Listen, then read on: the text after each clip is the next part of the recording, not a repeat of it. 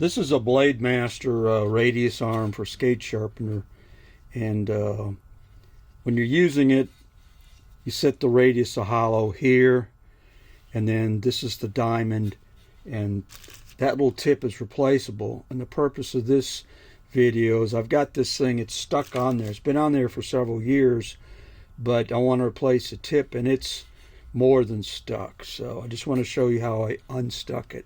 But before I do that, I want to show the radius of hollow on here. This is a 1/2 inch. This is a 1 inch. And so what you do is, if you want a 1/2 inch, you put it like this. It has metric on the other side, of course. The notches are still 1/8 inch though. So there's 25 millimeters, 38. So if you set this to 1/2 inch radius of hollow like this, it means from this tip to the center line of this pivot to this pivot is a 1/2 inch out here in space. So when you're rotating this, you dress the grinding wheel. And just for clarity, if this is the grinding wheel here, this coffee can lid swings back and forth and puts a radius, a positive concave radius of hollow on that the skate sees. So anyways, if you pull this out, this is called the radius arm. I'm going to set it aside. It's spring loaded. Normally it's angled like this, that arrow to the left. And when you're using it, you can rotate the diamond like this to get the wear to be even. There's a number on here. This is a BM87, which is the 15 carat, 15th of a carat. There's a 7th of a carat, which is a BM88 diamond. So if you try to grab this with on here, you've got to grab this piece. Normally you can grab this like this, and you can tighten it, untighten it. Comes off counterclockwise. So the diamond itself looks like this.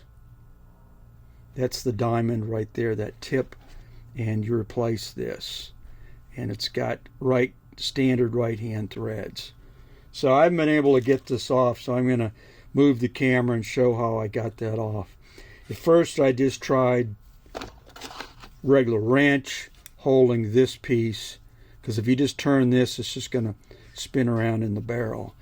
Then I tried a deep socket holding this with a wrench, still couldn't get it off. Then I went through, used some good old Kroil and bombed this right in here, weighted. Normally if you tap on it, you'll get some that'll go in the cracks, and then the coil will bust it off. But I've used a machine like this, Blademaster, several different machines, never had one stuck, so that's the purpose of this video. Okay, now I'm going to go ahead and put this in a vise, which I really don't want to do, but I tried putting pipe wrench on here, and I believe that's plastic, so I may strip out that. So I'm just going to go ahead and tap on this thing. So again, you've got to have turned this hex, which is 3/8 inch with respect to this. I didn't want to take that all apart because I don't know if it's got a spring in it, whatever. I've got this on this little Mickey Mouse vise here because I just really want to tap on it.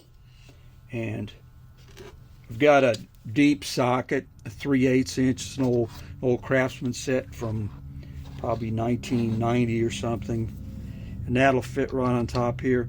Again, I did try a wrench on there. All I had was a 12 point. I didn't try a 6 point, and I grabbed this with this on the rubber and really wailed on it. Still wouldn't come undone, so put the Kroil on it, waited here about a half hour, got a 3/8 inch deep socket just so I don't hit this. I want to go ahead and tap on this. So then I got out of one of our set of sockets we got here from the shop,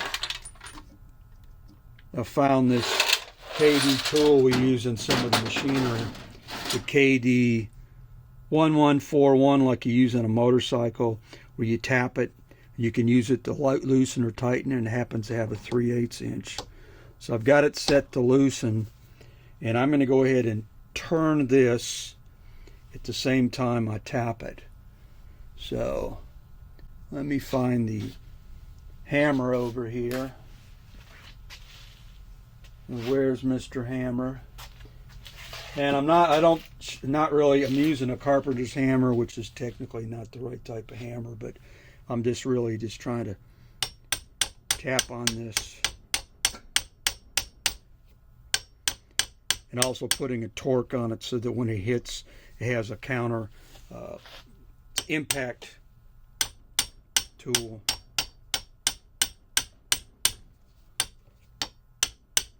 There it goes. So, used the wrong kind of hammer, had this little impact tool. And I don't know why this stupid thing was so tight. Might have just been seized on there because it's been on there for several years. That's a BM 87. There's a little diamond on there. So when you use this, what you do is you revolve the diamond to get more wear on it. But I just noticed it looked a little bit more funky. You want to replace the diamond.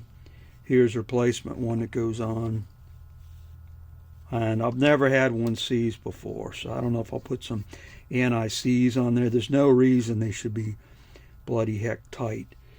And I think I got 2 of these diamond quills, and this may not be the one that came with the machine that I bought used. This one looks like it's got a little bit of abuse. But there it is. I got the diamond quill off. At least the diamond. There's a number on there. G6. Looks like a 98. No. So these are old. Yeah, it looks like a G698. That actually might be a different diamond that they stock. Here's another one. BM 87. That's the 15th of a carat one. You get a bunch of used stuff, you never kind of know what you got.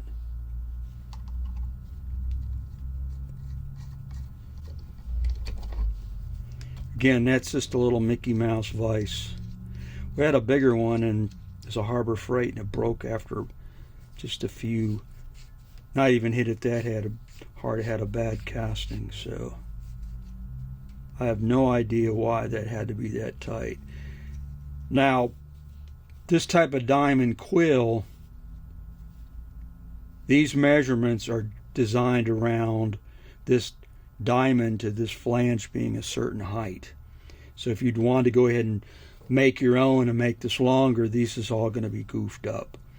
And 1/2 inch to 1 inch, that's a 1 inch. This is greater than 1 inch in real life because this is at an angle. Generally, you have the diamonds a little bit of an angle when you're doing a cut. So, before I finish here, I'm going to kick on the Wisoda E6 over here. It's a split phase motor. Has a centrifugal winding in it. It'll start and run, and you'll hear it click off. There's a click.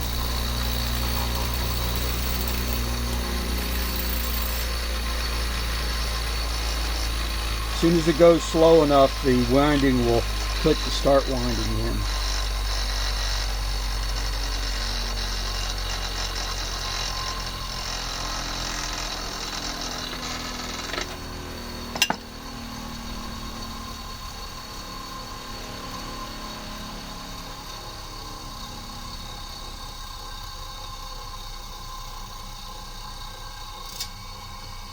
So it's got, in the stator of this induction motor, there's a run and a start winding. And the start winding is engaged until the rotor armature is up enough speed to where it pushes on it and disconnects it.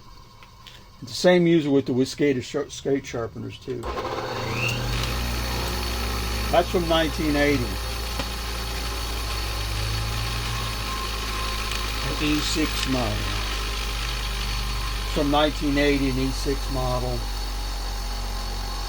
3.8 amps.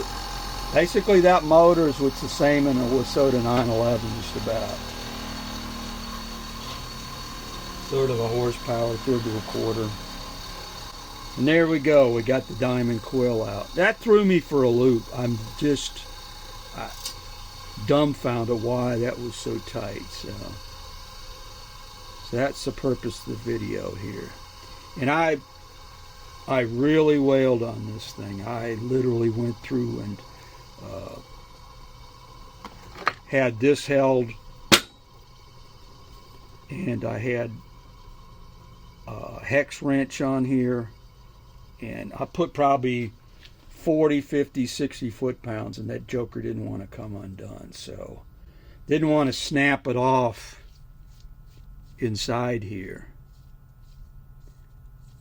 And so because the threads look really clean, it must have been fouled right here at the interface, because it's not like this thing was like had a bunch of crap in it down inside the threads. It's got to be right at the periphery.